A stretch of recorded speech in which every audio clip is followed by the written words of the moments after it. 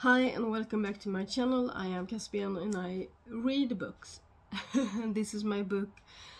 No, this is my channel on book related content. That's the way to say it. So this is a small wrap-up video for my Sunwait calendar, and I've already talked about the book that I read last, like the book that I opened last for the last Sunwait in my December wrap-up video. So I'm not gonna talk about that again. What I am gonna do this during this little video, I hope small video, I'm gonna open the remaining two packages for myself, and because I promised that I was gonna show what was in these, and then I'm gonna talk about how I feel about this and what I think for next year, or maybe something like that. So I'm actually gonna start. I'm gonna hold on to these for a few moments and then start with talking about how I feel about this calendar and where it went and how it went and so forth. So success rate, not so good, because I had like 3 books that I DNF'd and 3 that I liked. So of the ones that I liked, I had one like 3.5 stars, and then one 4.5, 2 4.5 stars, something like that.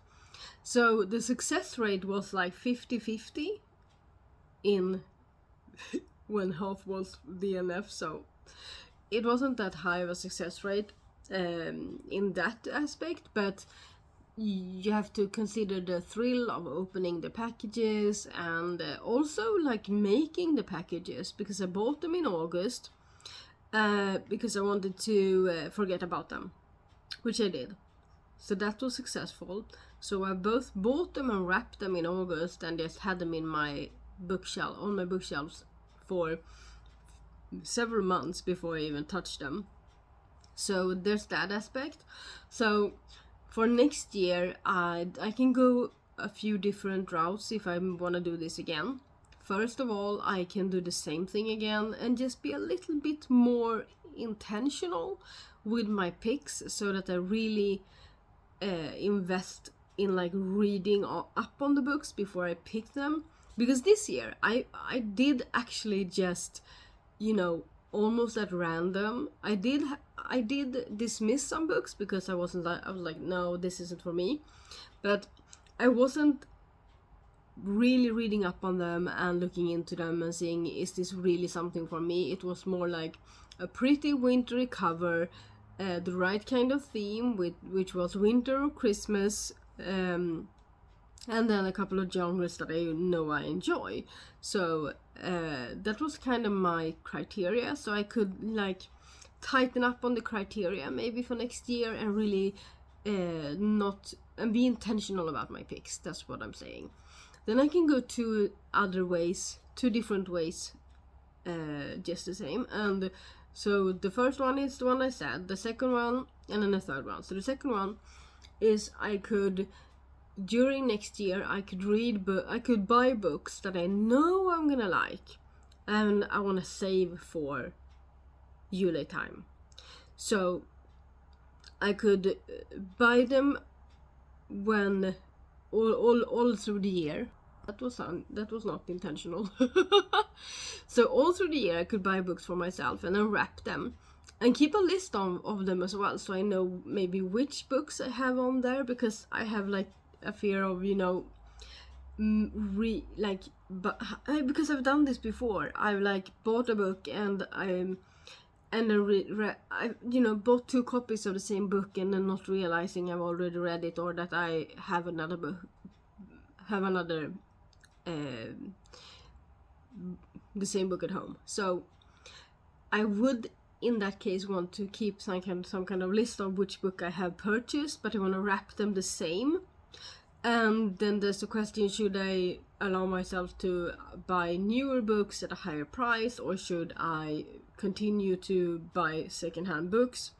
Probably secondhand books, but make it more fun and an all year event for myself to like, oh, maybe this one I can save for Christmas and then wrap it, so that I know more about what are going into the packages, and the surprise will be which one in which order, something like that.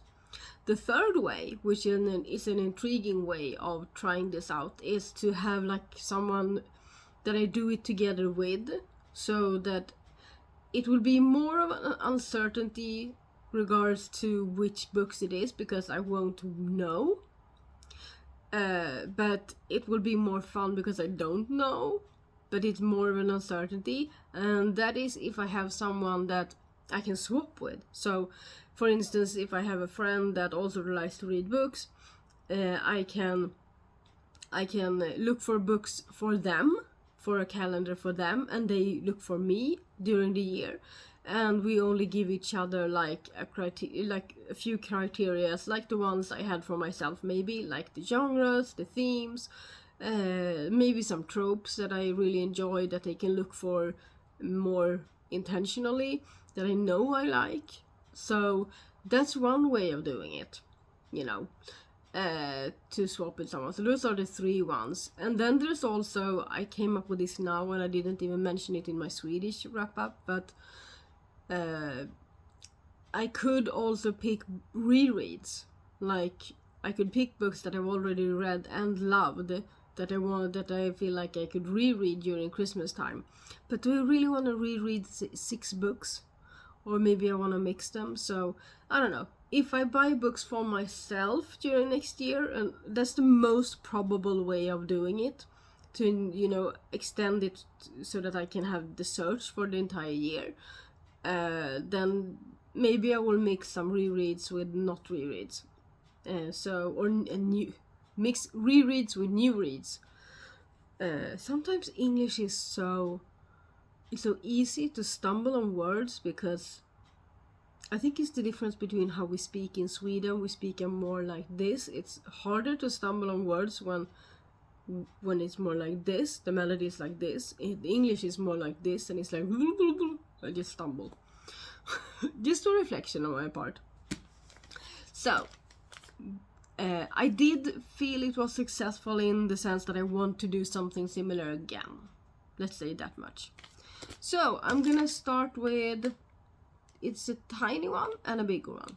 I'm gonna start with the tiny one. Dum dum dum dum.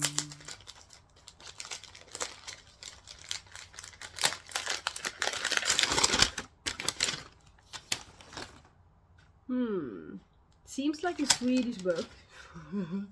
It's a tiny one. How many pages? 250. It wasn't that small, but it felt smaller.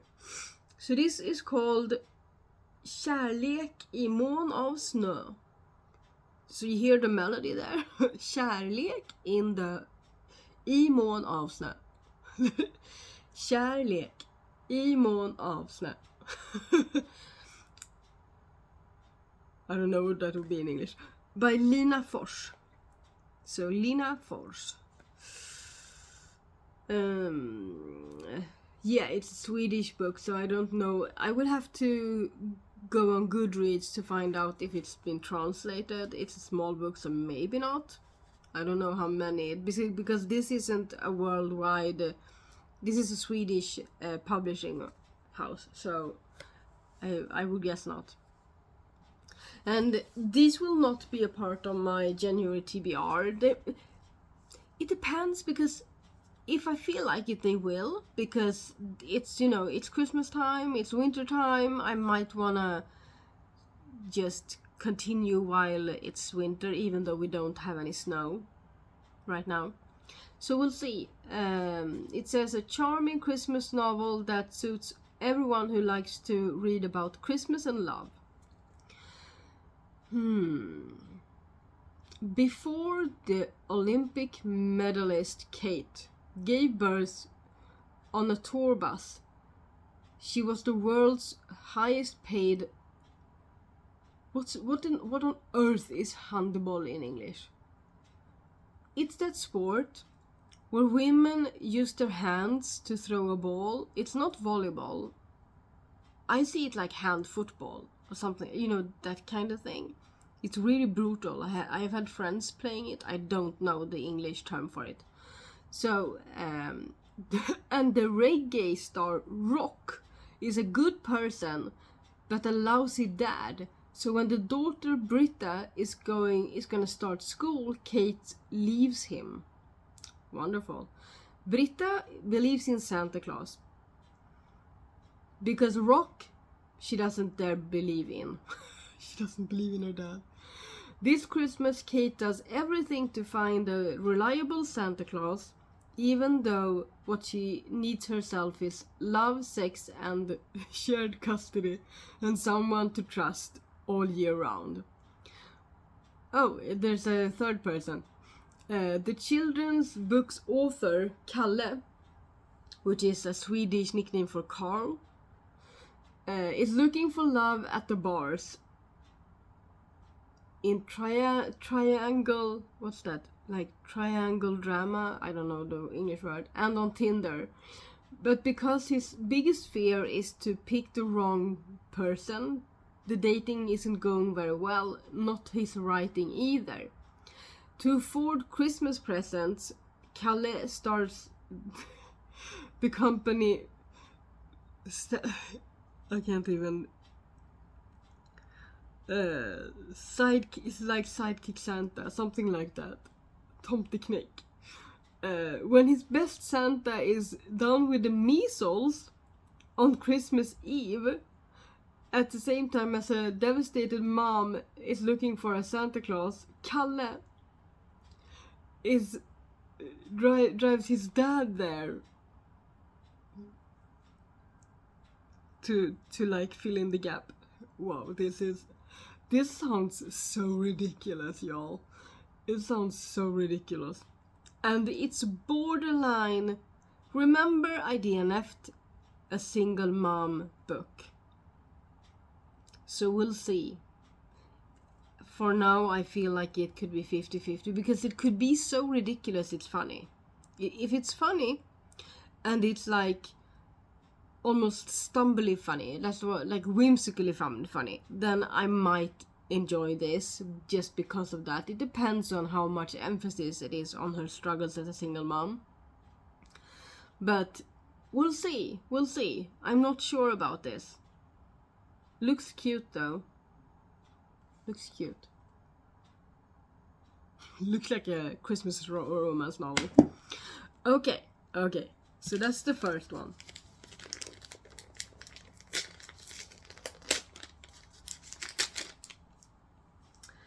Okie dokie. Wow, I'm good at rapping. Let me tell you that much. What on earth? This doesn't want to be unwrapped. I was gonna say it when I wait for Christmas, but Christmas was like 6 days ago.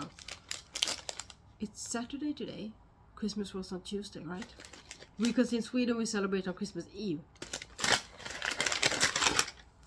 Let's see. Christine Hanna. Oh, this is an English author. Christine Hanna, Den frusna trädgården. So what's the original title of this one? Winter Garden by Christine Hanna.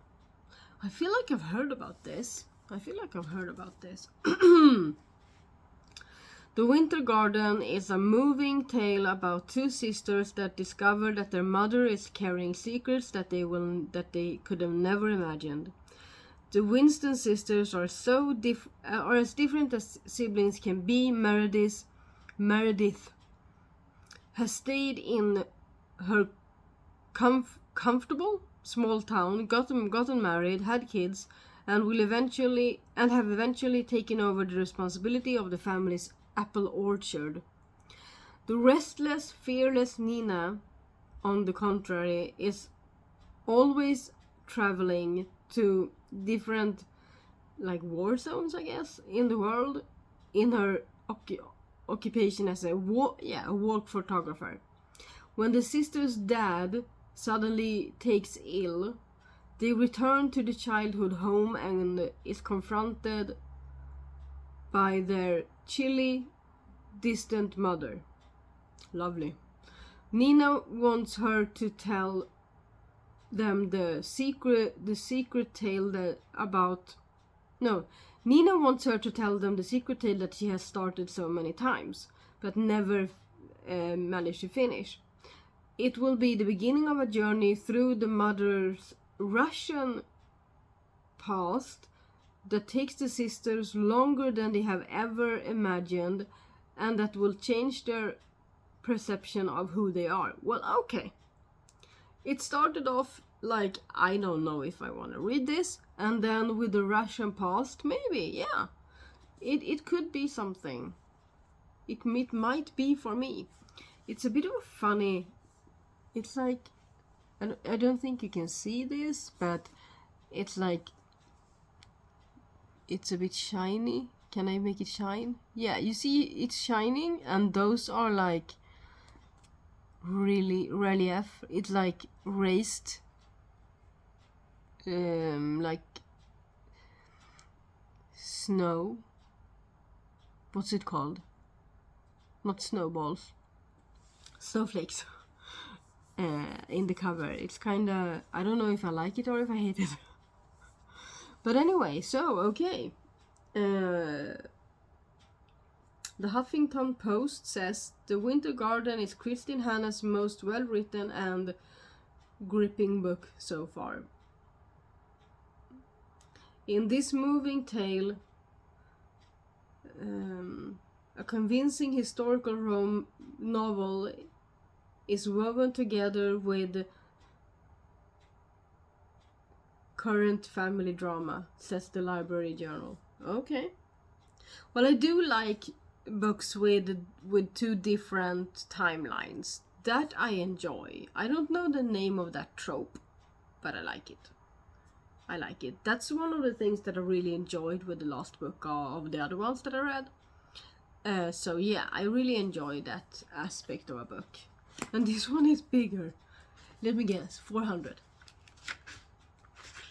Yeah, $3.98. And then acknowledgements at the end. Okay, so these are the two. One that I don't know and one that I hope. But it could go either way. Maybe it will be the other way. So I will talk about these when I read them.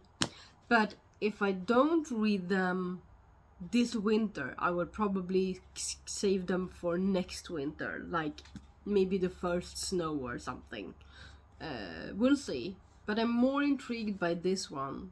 But I almost want to read this one sooner rather than later because it's so small. And if I want to DNF it, I want to get it over with, you know.